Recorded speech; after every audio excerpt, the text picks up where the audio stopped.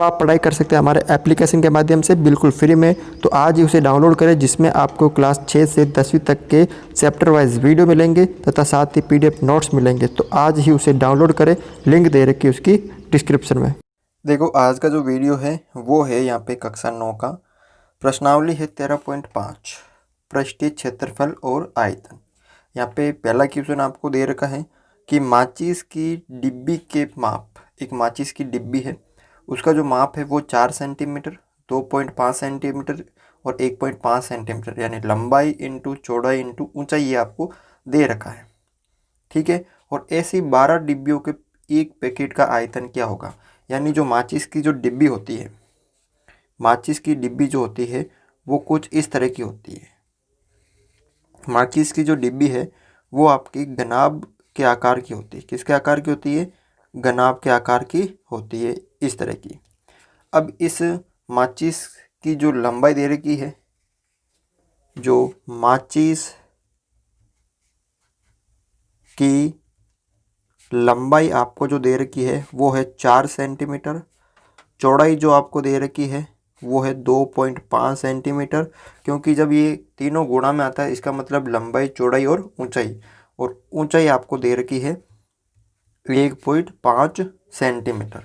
अब इस एक का हम आयतन निकालेंगे और ऐसी कितनी डिब्बियाँ हैं? 12 डिब्बियाँ हैं। जब एक का निकालेंगे और एक का निकालने के बाद उसको अगर हम 12 से गुणा कर देंगे तो किसका आ जाएगा? 12 डिब्बियों का आयतन आ जाएगा। ठीक है। तो यहाँ पे देखो, माचिस की डिब्बी का आयतन, अब माचिस कैसी है? गनाब है ना, क्योंकि लंबाई, चौड़ाई और ऊंचाई दे रखी है। तो गनाब का आयतन क्या होता है? लंबाई गुणा, यानी चौड़ाई गुणा ऊंचाई, लंबाई इंटू चौड़ाई इंटू ऊंचाई। ठीक है। अब इसका क्या माप दे रखा है? लंबाई 4, चौड़ाई 2.5 इंटू ऊंचाई दे रखी है 1.5।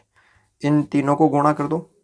25 को 4 से गुणा किया तो यानी 2.5 है, यानी इसको मैंने 25 मान लिया। 25 को 4 से किया तो 100 और पॉइंट हटाया तो पॉइंट की जगह 1, यानी 10 इंटू 1.5, यानी इसका आंसर कितना आ जाएगा?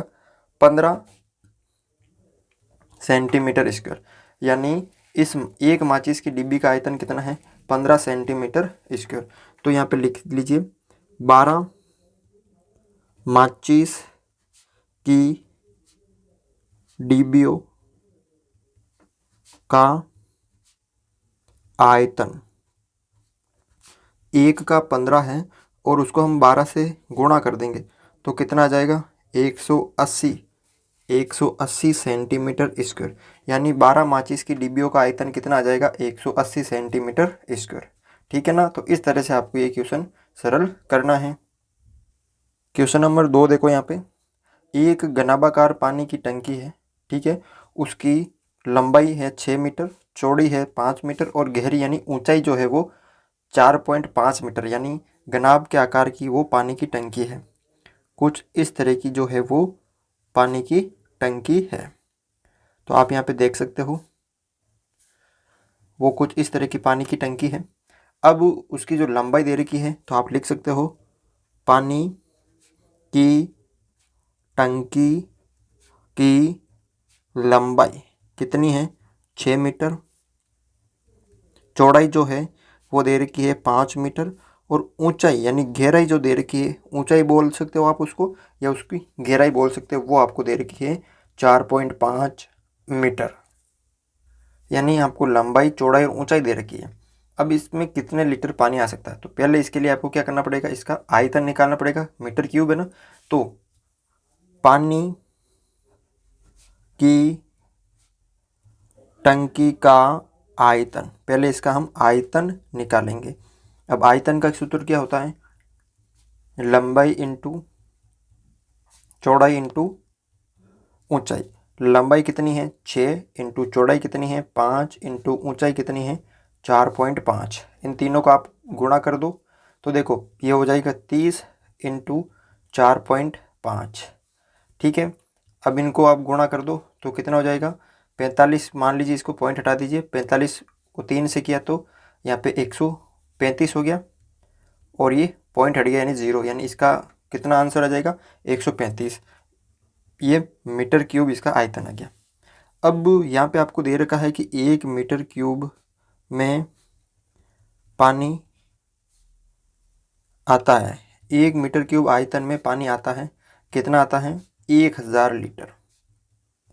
कितना 1000 लीटर। जब अगर किसी का आयतन 1 मीटर क्यूब है तो उसमें 1000 लीटर पानी आएगा। तो यहाँ पे कितना मीटर क्यूब है 135 मीटर क्यूब में पानी आता है। तो 1000 को आप 135 से गुणा कर दीजिए तो कितना आ जाएगा यहाँ पे 135 और 3 जीरो यानी 1,35,000 लीटर क्या आएगा। इस घनाभ आकार की जो टंकी है पानी की उसमें पानी आएगा 1,35,000 लीटर।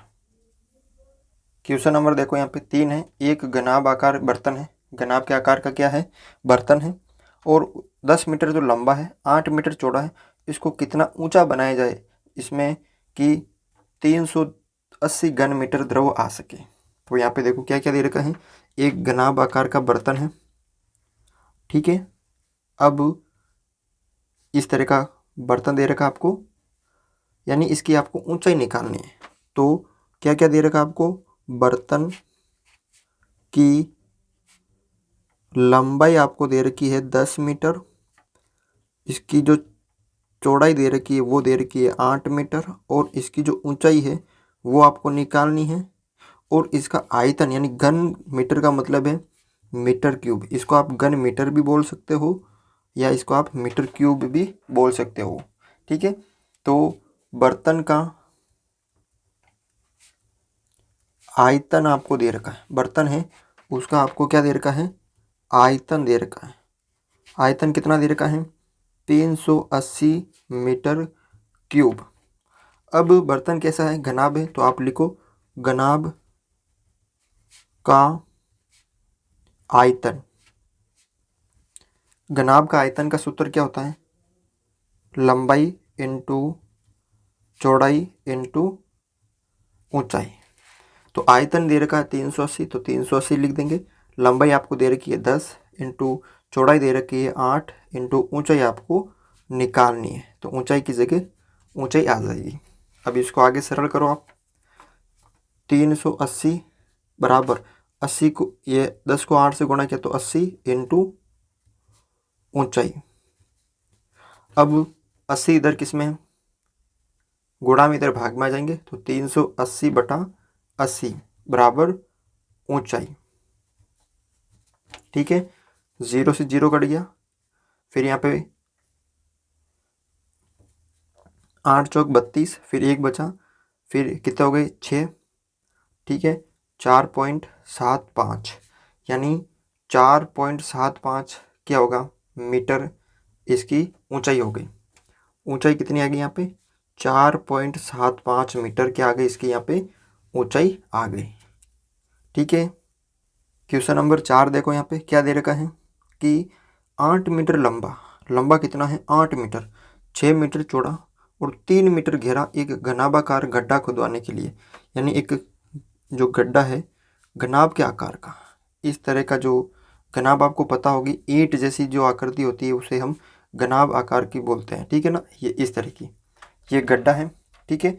इसमें खुदवाने के लिए 30 रुपये प्रति मीटर क्यूब की दर से होने का इसका व्यय ज्ञात कीजिए। तो यहाँ पे क्या क्या दे रखा है, गड्ढे की लंबाई आपको दे रखी है कितनी 8 मीटर, इसकी चौड़ाई आपको दे रखी है 6 मीटर, और इसकी ऊंचाई या इसको आप गहराई बोल सकते हो वो दे रखी है 3 मीटर।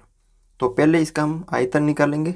तो गड्ढे का आयतन, आयतन का सूत्र क्या होता है, लंबाई इंटू चौड़ाई इंटू ऊंचाई।